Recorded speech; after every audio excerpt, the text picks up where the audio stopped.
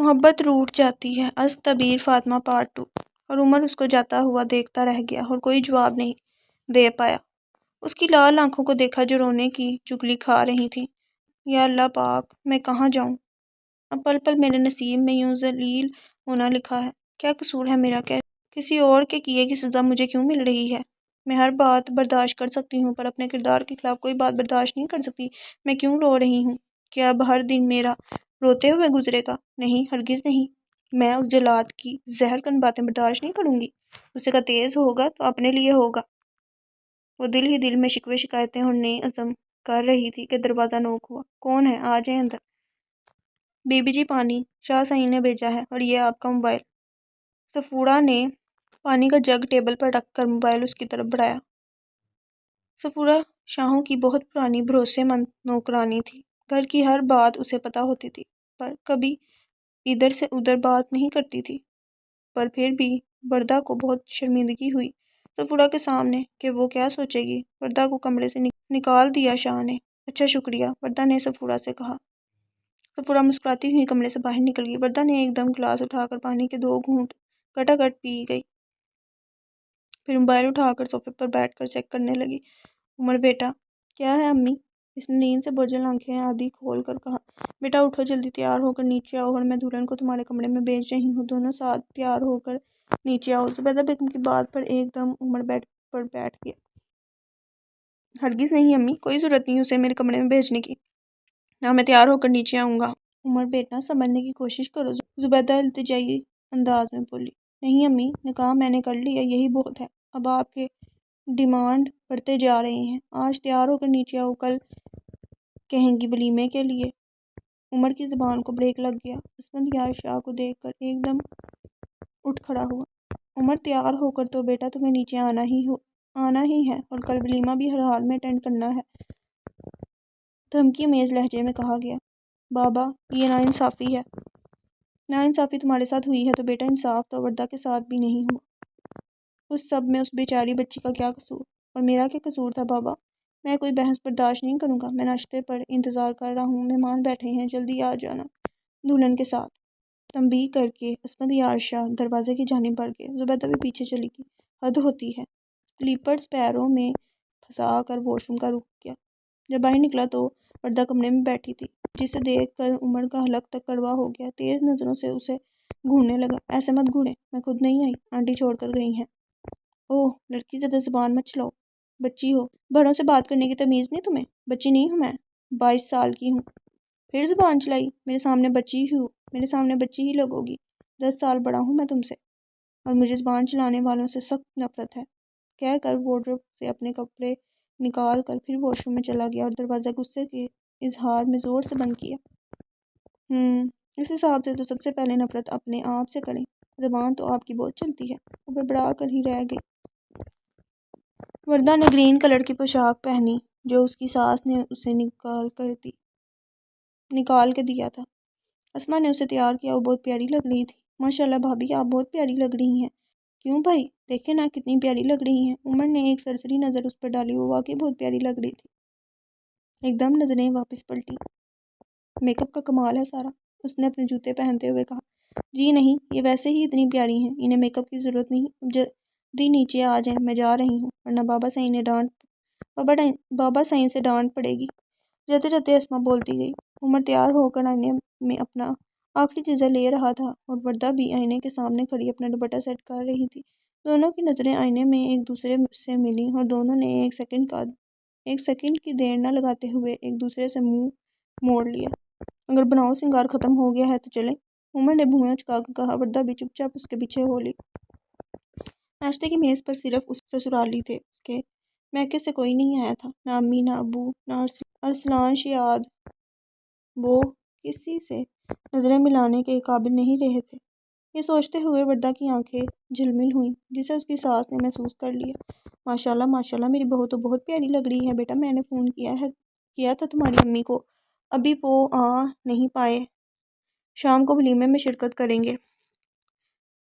If, اب نیا سیاپا ولیمے کا، عمر بڑبڑایا جو ساتھ بیٹھی وردہ نے سن لیا۔ اس کے حلق سے ناشتہ نہیں اتر رہا تھا۔ بیٹا کھانا کھاؤ، اداس مت ہو، جو نصیب میں ہوتا ہے وہی ہو کر رہتا ہے۔ تمہارا عمر کا ساتھ لکھا تھا، مالک نے۔ مجھے امید ہے تم دونوں اب خوش اسلوبی سے یہ بندر نبھاؤ گے۔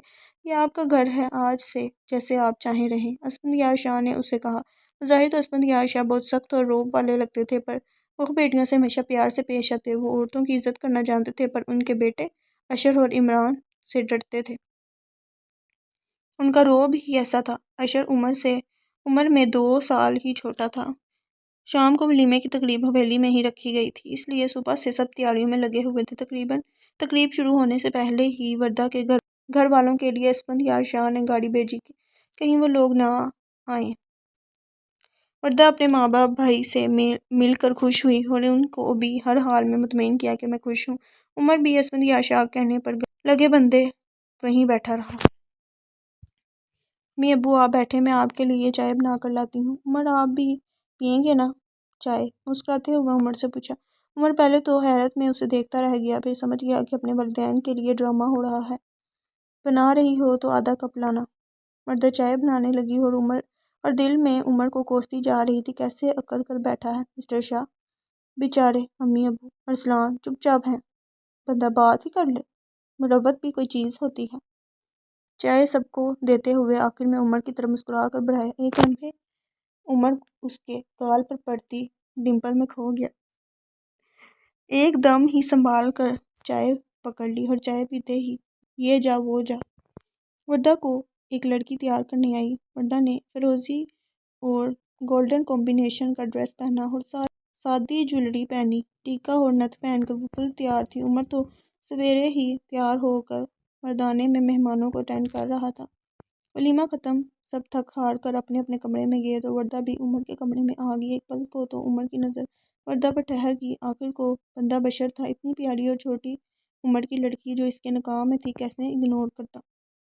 پھر ایک دم خود کو ملامت کرتا ہوا اپنے اصل ٹون میں آ گیا۔ کیوں آئی ہو؟ کہو کوئی کام ہے؟ بیڈ پر دراز ہوتے ہوئے بولا۔ وہ امی نے کہا کہ ان کا اور بابا کا حکم ہے میں آپ کے کمرے میں رہوں۔ ڈرتے ڈرتے ہوئے بولی۔ نہیں نہیں، کوئی ضرورت نہیں، جہاں رہ رہی ہو وہاں ہی ٹھیک ہو، چٹکی بجاتے ہاتھ سے دروازے کی طرف اشارہ کرتے ہوئے کہا۔ وردہ کو اتنی ذلت کا احساس ہوا، اس کے گال تپ گئے۔ مجھے بھی کوئی شوق نہیں ہے آپ کے کمرے میں رہنے کا۔ وہ واپس پلٹ ہی رہی تھی کہ دروازہ نوک ہوا۔ کون ہے؟ آ جائیں اندر۔ عمر کی آواز پر دروازہ کھلا۔ سکینہ پھپھو کو امی کے ساتھ اندر داخل ہوتے ہوئے دیکھ کر عمر کا موڈ اچھا خاصا خراب ہوا، پر اپنے تاثرات چھپا گیا۔ السلام علیکم پھپھو، کیسی ہیں آپ؟ عمر ان کے سامنے آ گیا۔ وعلیکم السلام بیٹا، اب کافی ٹھیک ہوں۔ پھر وردہ نے بھی سلام کیا۔ سکینہ پھپھو دونوں سے پیار سے ملی۔ ماشاءاللہ دلہن تو بہت پیاری ہے، لو بیٹا یہ تمہاری منہ دکھائی۔ وردہ نے اپنی ساس کی طرف دیکھا، جنہوں نے لینے کا اشارہ کیا تو چپ چاپ لے لی۔ اچھا بیٹا اب تم لوگ آرام کرو، تھک گئے ہوگے، اب تو روز کا ملنا ملانا چلتا رہے گا، میں بھی 1 مہینہ یہاں ہی ہوں۔ سکینہ پھپھو نے بم پھوڑا، جس پر عمر اپنے چہرے کا تاثرات چھپا نہیں پایا۔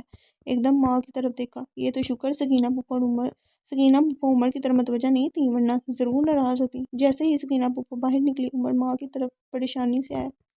کیا ہے امی؟ 1 مہینہ پھپھو یہاں رہیں گی؟ ہاں 1 مہینے کے لیے آئی ہیں، جانتے تو ہو بیمار رہتی ہیں، جب بھی سفر کر کے آتی ہیں اتنا تو رہتی ہیں، اور اس لیے وردہ بھی تمہارے کمرے میں رہے گی۔ نہیں امی، یہ نہیں ہو سکتا، ایسا ہی ہوگا عمر، تم جانتے ہو اپنی پھپھو کو۔ پھر وردہ سے مخاطب ہوئی۔ وردہ بیٹا یہ سکینہ پھپھو تھی، شاہ سائیں کی خالہ زاد بہن ہیں، پر سگوں سے بڑھ کر ہیں۔ شاہ سائیں ان کی ہر بات مانتے ہیں، ان کو کوئی شکایت کا موقع مت دینا، پھر 1 کی 10 لگا کر شاہ سائیں تک پہنچائیں گی۔ تم دونوں ایک ہی کمرے میں رہو گے، سکینہ کو کوئی موقع نہ ملے۔ عمر تم سمجھ گئے نا میری بات؟ جی امی۔ پر جیسے ہی پھپھو جائیں گی یہ اپنے کمرے میں جائے گی۔ عمر جانتا تھا سکینہ پھپھو کے مزاج، اس لیے چپ کر گیا۔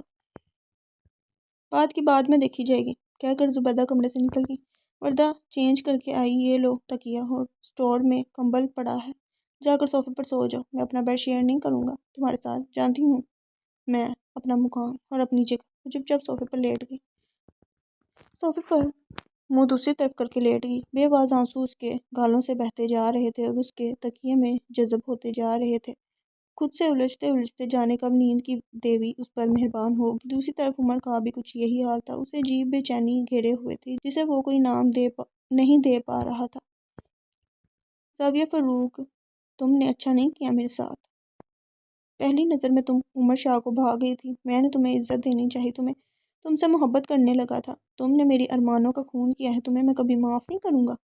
اسے آج بھی وہ دن یاد تھا جب وہ اپنی دوست کے گھر اس کی بہن کی شادی میں گیا تھا۔ ہمدان اور اس کی فیملی سے وہ بہت کلوز تھا، ساتھ پڑھے تھے۔ ہمدان روز اسے فون کرتا، وہ ساتھ میں شادی کے انتظامات دیکھتے۔ ہمدان ہر بات میں عمر سے مشورہ کرتا، یہ شروع سے اس کی عادت تھی، اسے بہت اچھا لگتا تھا یہاں ہمدان کے ساتھ سادہ زندگی گزارنا، ورنہ حویلی میں تو وہ چھوٹے شاہ سائیں کی حیثیت سے جانا جاتا تھا۔ ہم وقت نوکر چاکر اس کے آگے پیچھے گھومتے تھے۔ اس دن بھی وہ صبح سویرے ہی ہمدان کے کہنے پر اس کے گھر آیا، چونکہ ہمدان کا کوئی بھائی نہیں تھا اور ایک لوتا دوست عمر ہی تھا۔ ہمدان نے مہندی کے حساب سے اسے لان کی ڈیکوریشن دیکھنے کی ذمہ داری اسے سونپی تھی۔ ڈیکوریشن والے عمر کی ہدایت پر اپنا کام کر رہے تھے۔ عمر اپنے موبائل میں کسی کو میسج کر رہا تھا اور جیسے ہی وہ پلٹا اندر آتی زاویہ سے اس کی ٹکر ہوئی۔ او آئی ایم سوری، میں نے دیکھا نہیں۔ جیسے ہی اس نے زاویہ کی طرف دیکھا، دیکھتا ہی رہ گیا۔ وہ بہت خوبصورت تھی۔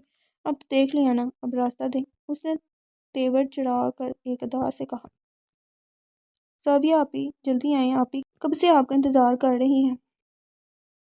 پیچھے سے سونیا کی آواز آئی جو ہمدان کی چھوٹی بہن تھی، اور وہ مسکراتی ہوئی سونیا کی طرف بڑھ گئی۔ زاویہ، اس نے سرگوشی سے اس کا نام دہرایا اور ہنس کر آگے چل دیا۔ پھر کافی بار ان کا ملنا ہوا، مہندی، شادی، ولیمے میں۔ اب زاویہ بھی ہنس کر بات کر لیتی تھی۔ وہ کافی کانفیڈنٹ لڑکی تھی جو عمر کو بہت اچھی لگی تھی۔ عمر نے اس کے گھر رشتہ بھیجا، سب راضی ہو گئے اور چٹ منگنی پٹ بیاہ والا معاملہ ہوا۔ شاید ان کو ایسا کوئی خوف تھا جو اتنی جلدی راضی ہوئے۔ آگے اسے پتہ نہیں تھا کہ کیا ہوا، کیوں زاویہ نے اس کے ساتھ دھوکہ کیا۔ ایک بار فون کر کے کہہ دیتی تو وہ اپنے راستے بدل لیتا، پر جو قسمت میں لکھا تھا۔